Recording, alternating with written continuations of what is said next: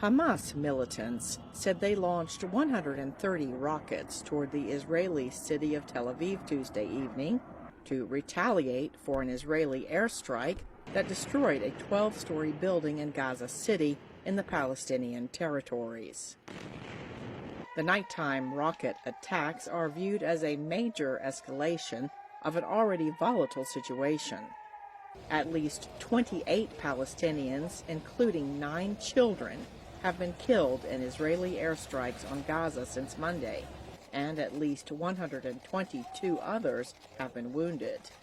Medical officials say at least 3 Israelis have been killed, and at least 56 have been treated at hospitals as a result of Hamas rocket strikes. The U.S. State Department is urgently calling on both sides to de-escalate the conflict.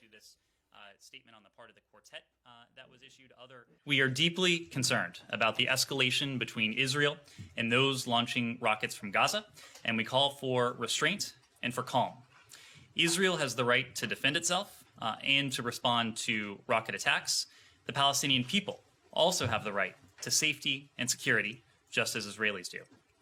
We are also deeply concerned about the reported loss of life in Gaza and Israel, including the deaths of children, as well as many innocent civilians injured.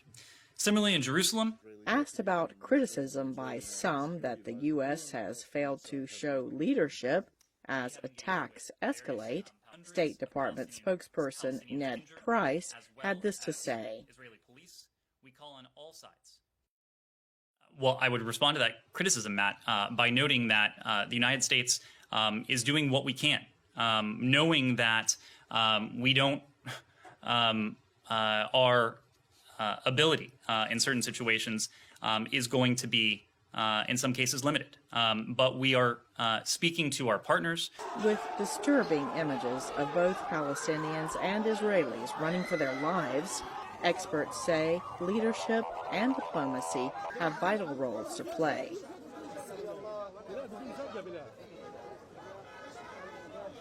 This is a very serious situation.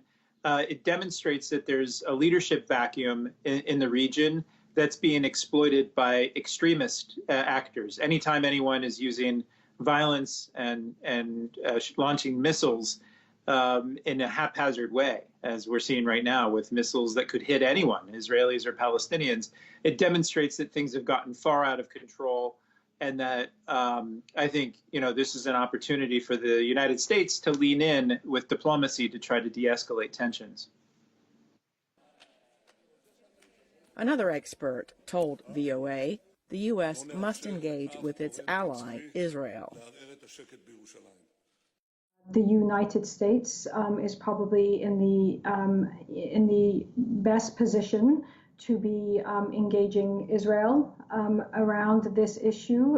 Of course, we, the U.S., do not have a channel, or we certainly don't have direct engagement and channel to Hamas. So there's a role for other actors there as well, Arab state actors who do. As the Israeli army released video Tuesday evening showing its Iron Dome missile defense system intercepting Hamas rockets over Tel Aviv, experts said countries in the region, such as Egypt and Jordan, also need to use their leverage over Hamas to de-escalate the situation.